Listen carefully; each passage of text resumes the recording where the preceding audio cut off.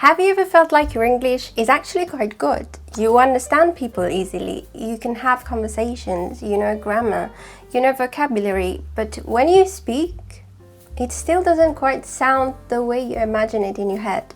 Maybe people ask you to repeat things sometimes, maybe you feel like you sound less fluent than you actually are, or maybe you've just always wanted to sound a bit more natural when speaking English, but you've never really been shown a clear way to get there.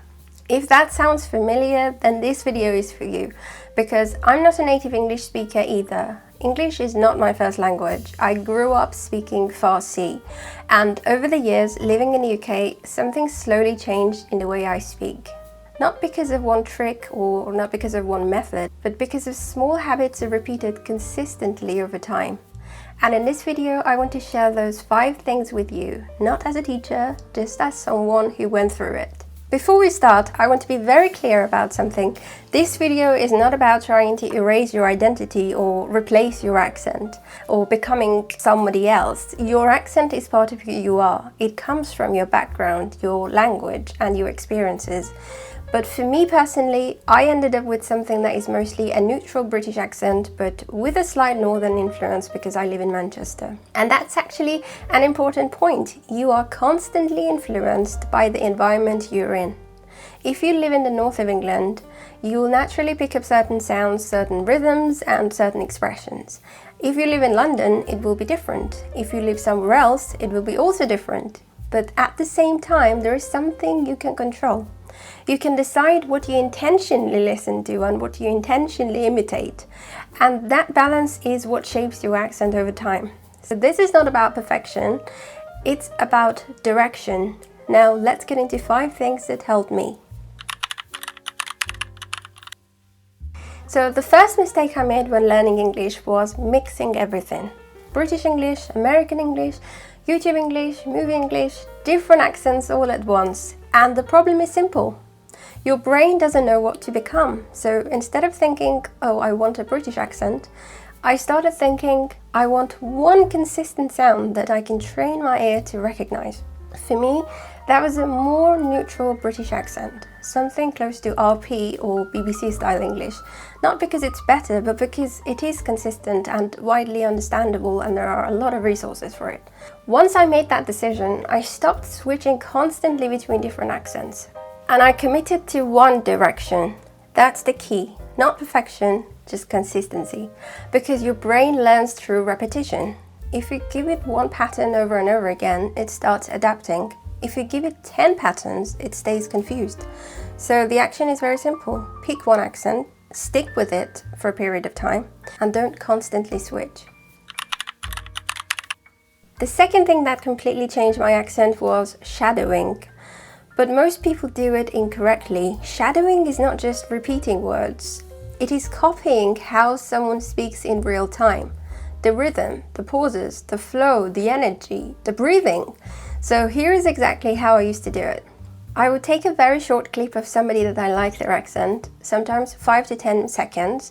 I would listen once without speaking, then I would play it again, pause, and repeat immediately. And I would do that again and again. Not to memorize it, but to match it. Sometimes I would repeat the same sentence 20 or 30 times until it felt closer. Not perfect, just closer. And the important part is this. You are not just copying words. You're copying mouth movement. You're copying timing. You're copying rhythm. Think of it like music practice. You don't just play a full song once and move on. You repeat small parts until they feel natural. Language works exactly the same way. This is something most people underestimate. They try to speak better English without first training their listening deeply. But your accent actually starts in your ears, not in your mouth. If you cannot hear the difference between sounds clearly, you cannot reproduce them properly. So I changed my environment. I surrounded myself with British English as much as possible. Not as a study, but as exposure. Like BBC content, podcasts, YouTubers, documentaries, British audiobooks. Even while doing everyday things like cleaning, walking, or cooking. just having it in the background. And over time, something interesting happens. Your brain starts to accept it as normal, and once it becomes normal in your ears, your mouth slowly starts copying it automatically. This is also where I want to mention something personal. Even though I aimed for a neutral British accent, as I said, I naturally developed a slight northern influence as well, and that's important to understand. You don't fully control everything. Your environment always leaves a trace, but you can guide it. You can choose what you expose yourself to the most, so you're not stuck. You are shaping direction, not controlling every detail. So the fourth thing I did was record myself speaking. Not very often, just occasionally. I would speak for about a minute on any topic, then I would listen back, and instead of judging myself, I would observe. How is my rhythm? Am I speaking too fast? Am I stressing the right words? Do I sound smooth or broken? Then I would compare it mentally with native speakers I was listening to, not to criticize myself, but to notice differences, because awareness is what leads to change. If you cannot hear the gap, you cannot improve it. So this step is not about being harsh on yourself. It is about becoming aware of what you actually sound like. This might be the most important one, because most people don't fail at learning. They simply stop. And the reason is usually the same. It feels like a chore. So I changed my approach completely. I made English part of things I already enjoyed. If I liked watching YouTube, I watched a YouTuber talking in British English. If I liked documentaries, I watched British documentaries. If I liked podcasts, I chose British podcasts. And I also want to mention something from my early learning days. When I first started learning English, I used to use English Bookworm's graded storybooks. I would listen to the audiobook on CD, pause, repeat, listen again, and I genuinely enjoyed doing that. It wasn't a task or homework. It was something I did during holidays when I had free time. That enjoyment made me consistent, and consistency is what actually changes your accent over time, not intensity. Now I want to give you a very simple exercise. You can do this today. Find a speaker you enjoy listening to. It could be a British presenter, a podcast host, a YouTuber, anyone. Play just 1 to 2 minutes of them speaking, and don't just listen passively.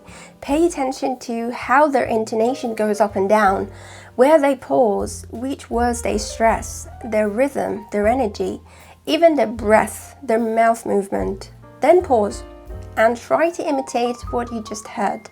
Not perfectly, just try to match the flow. Do this every day, even for a few minutes, because that is how language learning actually works. By copying, by repeating, by adjusting. This is the real process behind sounding more natural in another language. So if I had to summarize everything I learned, it would be this. Choose one accent direction, copy one voice consistently, expose yourself to that sound daily. Record yourself and observe, and make the process enjoyable enough that you don't quit. That's it. No shortcuts, no tricks, just consistent exposure and repetition over time. And for me personally, I think that's how my English slowly changed into something closer to what I hear around me in the UK, with a natural mix of, like neutral accent and a bit of northern influence.